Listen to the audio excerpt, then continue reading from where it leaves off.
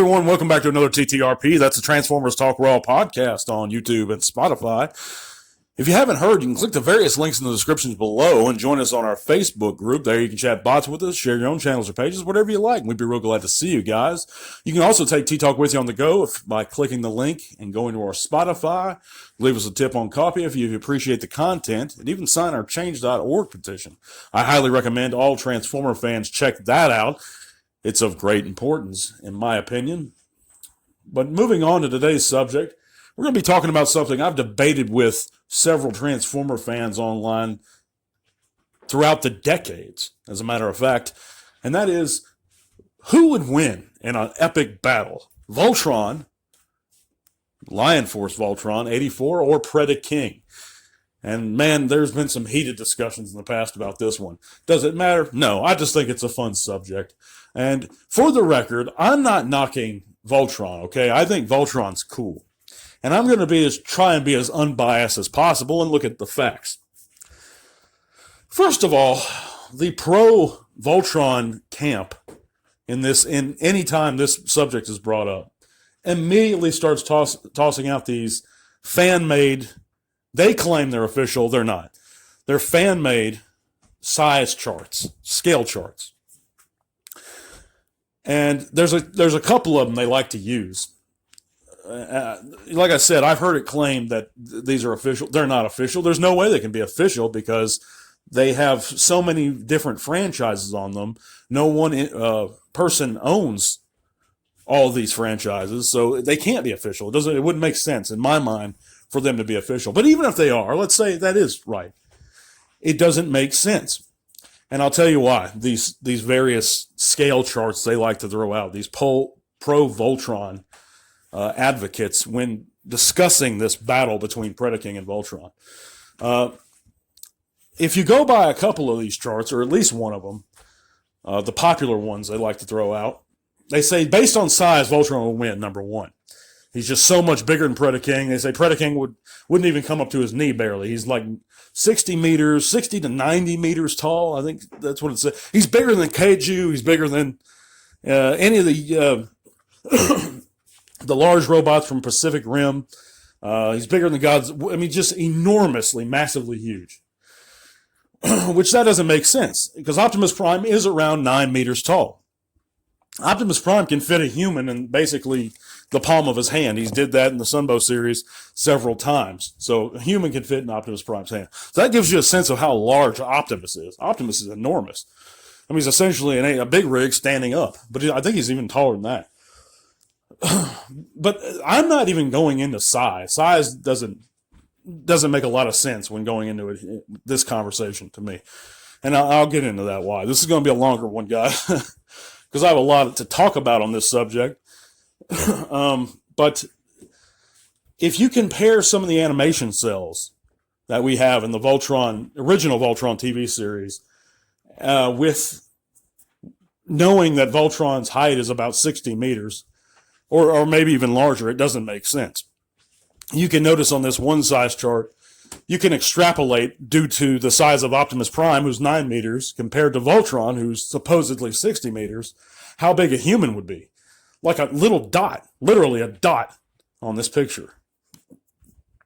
If that's the case, then certain animation cells we have from the original Voltron series wouldn't make sense at all because we have several scenes of the actual drivers of the Lions on top of them. And in some cases, they're actually taller than the heads of the Lions. Excuse me. It just doesn't make sense at all. There's no way he would even come close to 60 meters in height if you go by the original animation models or animation cells. But more than that, they say that Voltron's power is just so great. He's got better armaments. I disagree with all that, of course. So it's basically a you're right, I'm wrong type of thing going back and forth. But I'll give you my arguments as to why I feel Predaking would easily handle Voltron. Number one, let's look at Voltron's opponents, okay? King Zarkon. Now, I haven't watched a lot of Voltron. I've gone over it. I've watched some of it. It's kind of boring to me. I do think Voltron's cool, but his story, his origin is so vague. They leave it so open-ended, it doesn't make a lot of sense to me.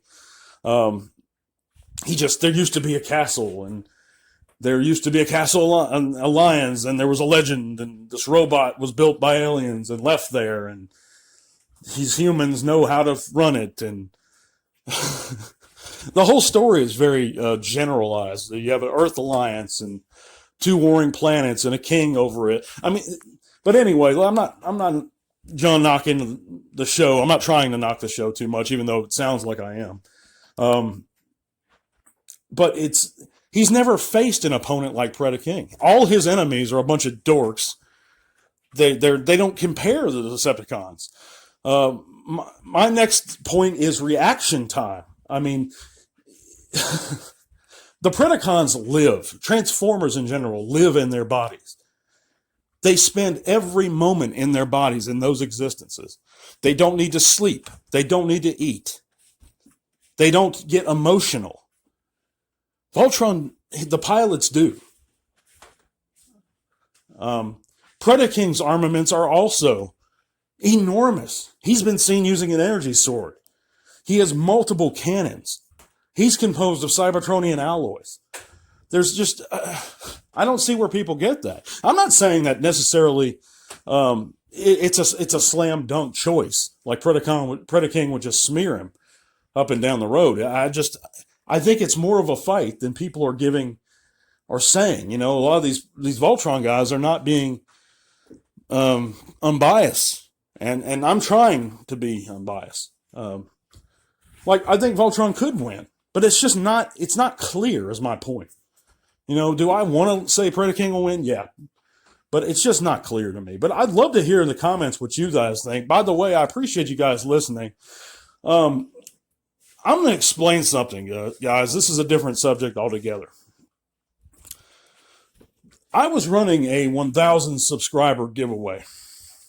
I started it early yesterday, and I noticed that I had not one person interested as of this recording.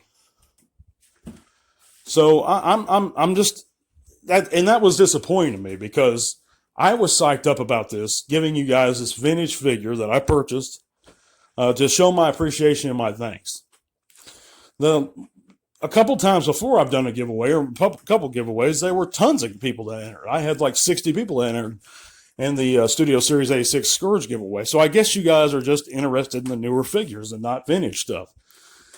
But this thing had like a value of $150. It was a sealed Optimus Prime. I mean, it just shocked me that nobody was interested in it. So I decided not to do it. So I'm just not going to have a 1,000 subscriber giveaway. I'm sorry if I had disappointed anybody. I doubt I did because nobody was interested. But I just wanted to update you guys about that. So we won't be having that giveaway because nobody was interested. And I think I don't want to waste my time. I don't want to waste your time. But I appreciate you guys listening. Stay tuned on Monday. We'll be back, and we'll have some shorts up too. Thank you, guys. God bless.